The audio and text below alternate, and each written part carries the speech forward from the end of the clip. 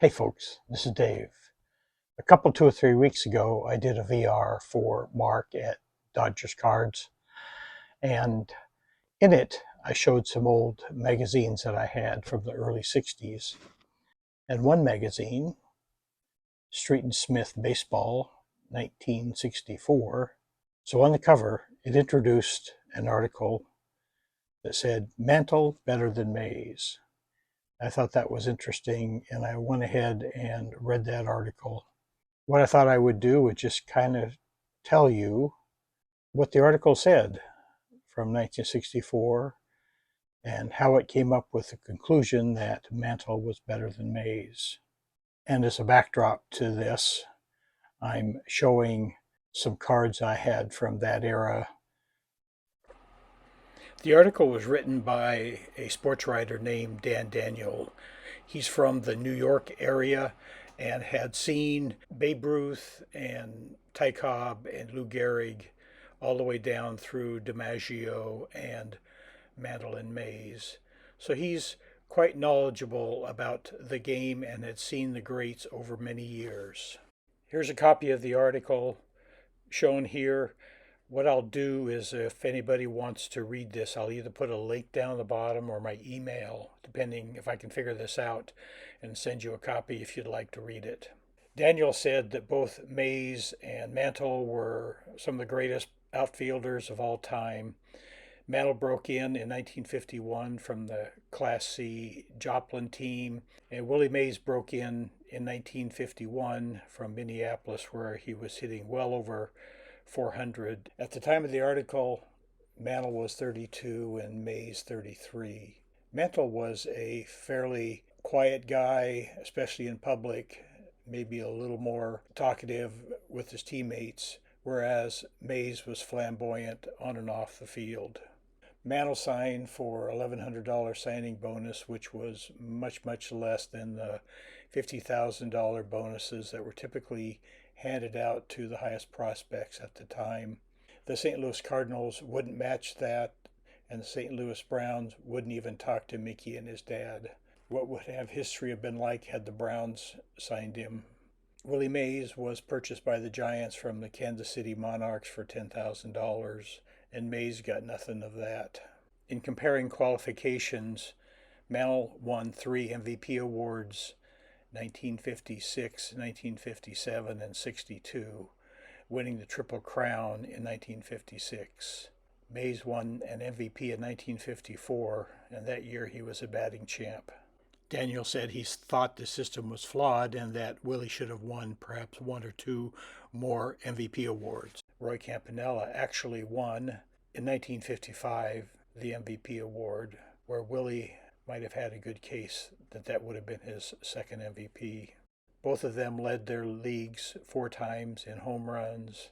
Daniel highlighted that Mantle was a switch hitter with very good power, even perhaps greater than Ruth, whereas Mays was much faster, stole bases, and had good power. Mantle also struck out a lot.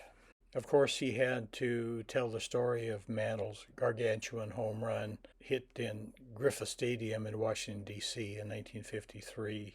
They measured the ball to where it landed, 565 feet from home plate. Now, I don't know if he got the roll on top of where it landed or not, but it was a great blast that went out of the stadium. He said that Mantle was quite injury prone, and it really started in high school where he had a serious leg injury. Only penicillin probably saved his life. The most damaging of his injuries was in the 1951 World Series, where ironically Willie Mays hit a long fly ball that started to sink. Mantle was in right field and started to go after it, and as it was falling, something popped in his knee, and he felt like he was paralyzed. Joe DiMaggio, who was playing center, backed him up. Here you see a picture of him being carted off the field. It took 5 months for the knee to heal, but he said even Mickey wasn't right at that point. Daniel said in the article, quote, "There is never a day for him on the field without pain. Watching him dress for a game is an experience you won't soon forget."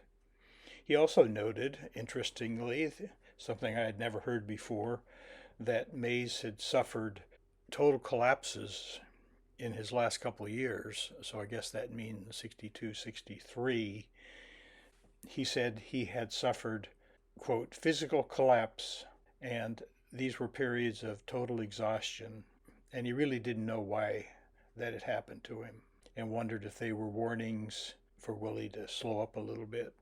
We know that Willie always had great relationship with the fans, always a fan favorite, whereas Mantle, it sounded like for maybe the first 10 years of his career, really wasn't a fan favorite, and it wasn't until the last 3 years or so from this article that he started to be a favorite of the fans. Both Mickey and Willie earned $100,000 a year annual salary, and up to that point, only Ted Williams and Joe DiMaggio had equaled that sum, with no other higher. This is a table that was shown in the magazine that I've annotated in red lines to kind of make things easier to read. This is what folks had in those days to determine who was the better player or not, comparing batting average, home runs, RBIs, stolen bases, and the like. Of course, now we have much better statistics and ways to evaluate players. Down at the bottom, I've indicated under lifetime records, up to that point, which player led in certain categories. They both played in a similar number of games.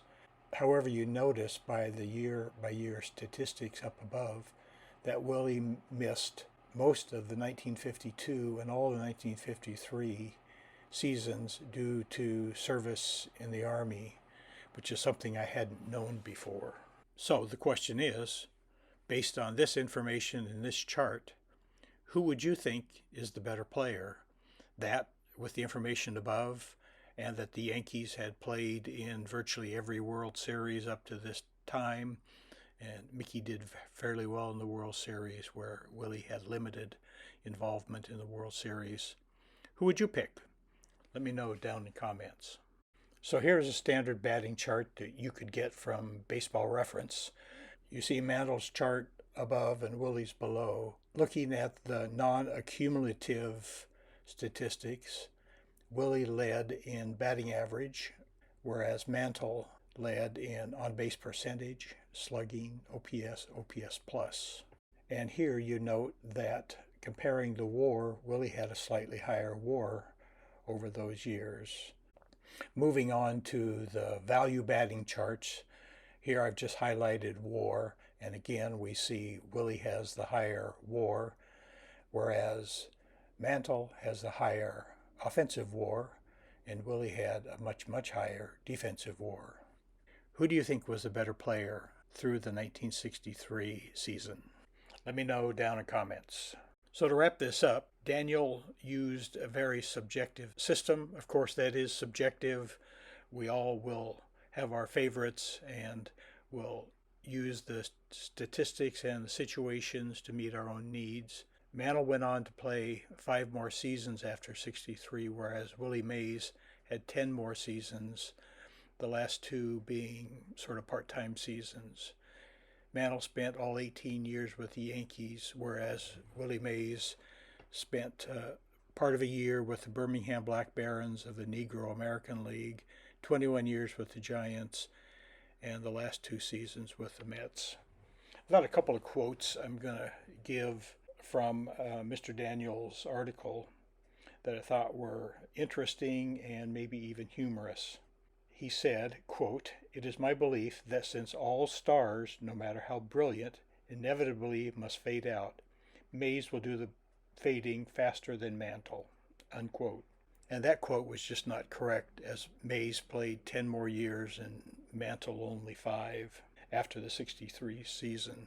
But I thought one quote that was, in my mind, really humorous was, quote, "Considering the class of the 2 men, their career averages have to be regarded as disappointing," unquote. I think he had seen so many of the great players through the 20s and 30s with batting averages in the mid to upper 300s. He just couldn't wrap his head around somebody hitting in the low 300s. And batting average was just so important at that time in the baseball world. One thing that Dan Daniel did get right is this quote down at the bottom of the screen, that both Mantle and Mays will be elected to the Hall of Fame just as soon as they become eligible, may be predicted with safety. Well, folks, that's it. What do you think? Mantle or Mays? Thanks for watching. Y'all come back now. Here.